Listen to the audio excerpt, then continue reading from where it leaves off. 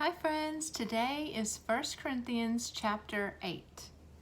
Now regarding your question about food, do you see Paul teaching his disciples, teaching the people in the churches that he started?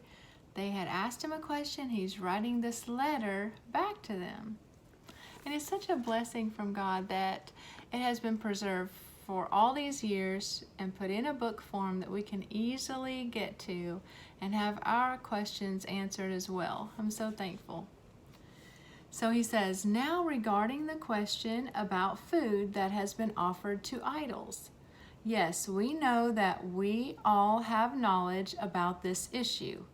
But while knowledge makes us feel important, it is love that strengthens the church. Anyone who claims to know all the answers doesn't really know much, very much.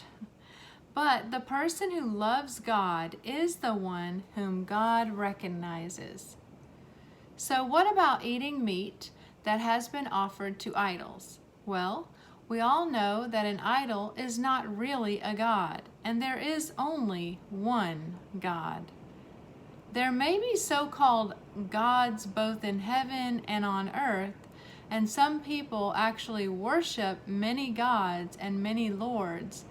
But for us, there is one God, the Father, by whom all things were created, and for whom we live, and there is one Lord, Jesus Christ, through whom all things were created, and through whom we live. However, not all believers know this. Some are accustomed to thinking of idols as being real. So when they eat food that has been offered to idols, they think of it as the worship of real gods, and their weak consciences are violated. It's true that we can't win God's approval by what we eat. We don't lose anything if we don't eat it, and we don't gain anything if we do. But you must be careful so that your freedom does not cause others with a weaker conscience to stumble. For if others see you with your superior knowledge, eating in the temple of an idol, won't they be encouraged to violate their conscience by eating food that has been offered to an idol? So because of your superior knowledge, a weaker believer for whom Christ died, will be destroyed. And when you sin against other believers by encouraging them to do something they believe is wrong, you are sinning against Christ.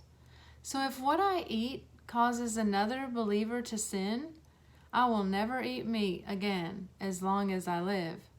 For I don't want to cause another believer to stumble.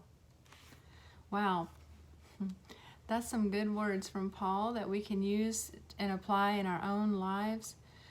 Especially verse 9, over the years has spoken a lot to me. I think about this a lot of times when I make decisions for how I want to live my life, especially as an example to my own daughters or to other people who look up to me to lead them. And so verse 9 says, but you must be careful so that your freedom does not cause others with a weaker conscience to stumble.